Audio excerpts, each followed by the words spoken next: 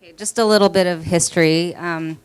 The Yuaikai is 36 years old. It was started in the early 1970s by a group of Sansei, third-generation Japanese-American students from San Jose State.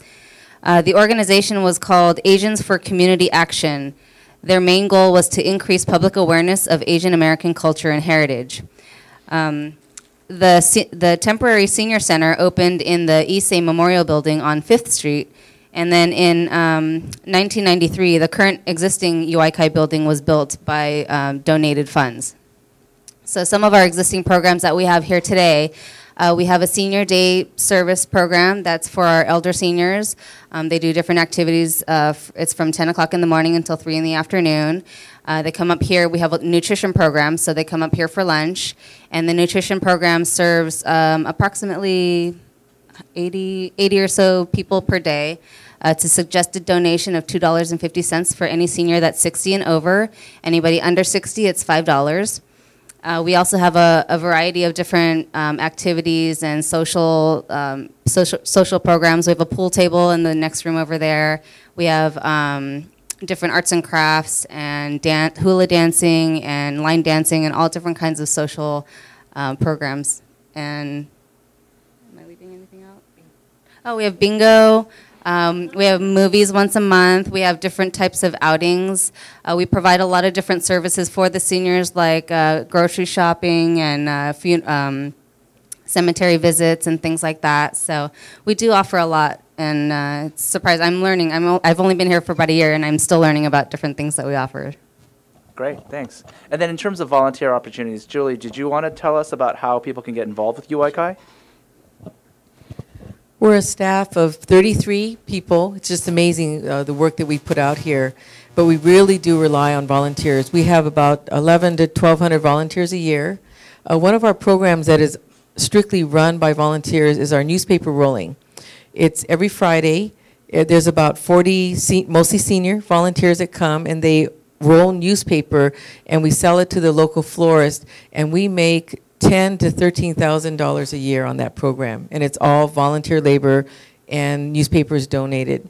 We have 5 fundraising events. The first one is our crab feed in February. The second one, some of you have probably been to, our Sake San Jose. Yes.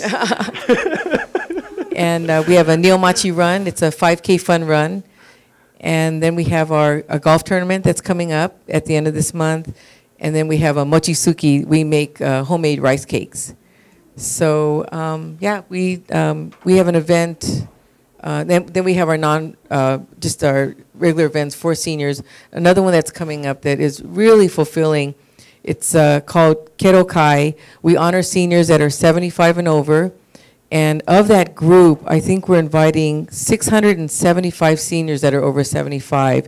And 40 seniors are over 90. We have one lady that we honored last year. She's still alive. We're probably going to honor her again. She's 103. And yeah, just that's a really nice event because they get a bento box and we have a little program. And we need probably about 40 volunteers for that event. And then our last event of the year is Bonenkai. It's our end of the year celebration. And we only invite 250 seniors, and we sell the tickets for $2, and it sells out in 4 days. And Santa Claus comes, and we raffle off poinsettias. So we need a lot of volunteers for that event, too. Great, thank you. Now that we know a little bit about our panelists, let's get to know a little bit about you guys. So how many of you guys have volunteered in your lifetime? Okay. How many of you guys have volunteered in the last year? Ah, okay, every day.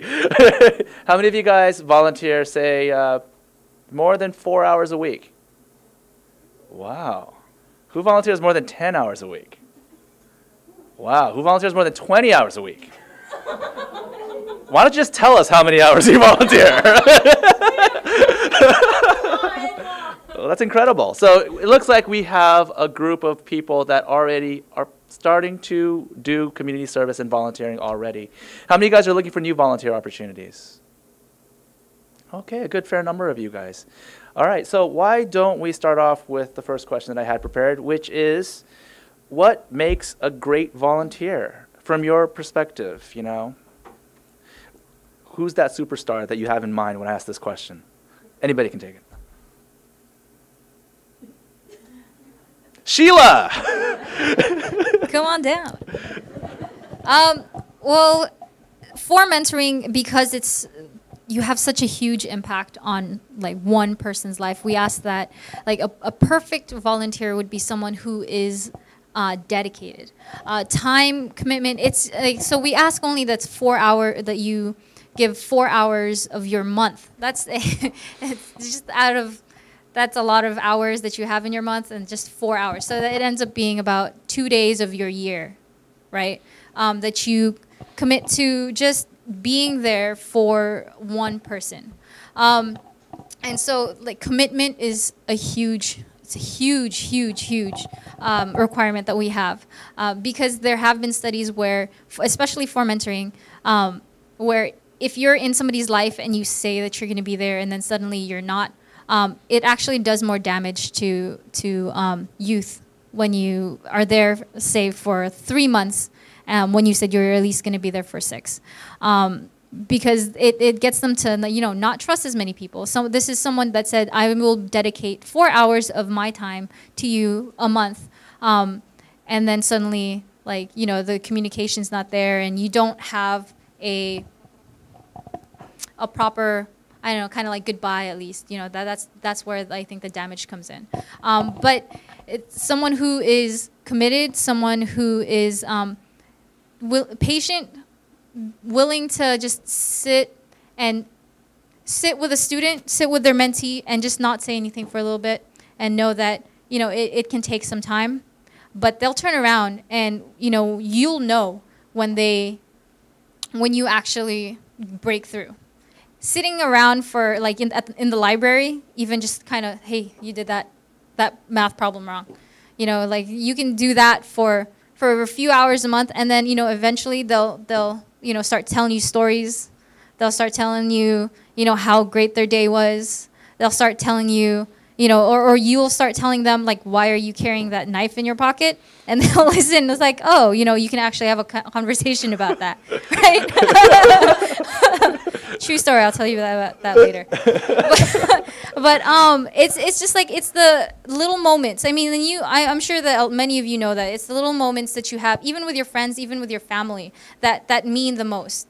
And so, can you imagine like a total stranger showing that you care about somebody else? So showing that you care to a total kid that you don't know, showing that I care what happens to you. I care like where you go. So like those are the two things that I definitely look for in our mentors. Julie or Miriam, do you guys have any thoughts on that? Are you guys looking for dedicated volunteers as well?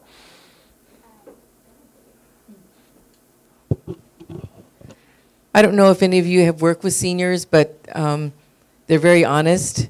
If they get bored, they will get up and walk out. But I was really surprised when I started here, because I had never really worked with seniors. But I have to say that it's been the most fulfilling job I've ever had. I came from an aerospace company for 16 years and just never felt that fulfillment that I feel at this job. And I know that a lot of volunteers, especially a lot of high school students, come here thinking, oh gosh, I'm going to be sitting with some old people. But they always leave saying that they really appreciate working with the elderly, and most of them come back.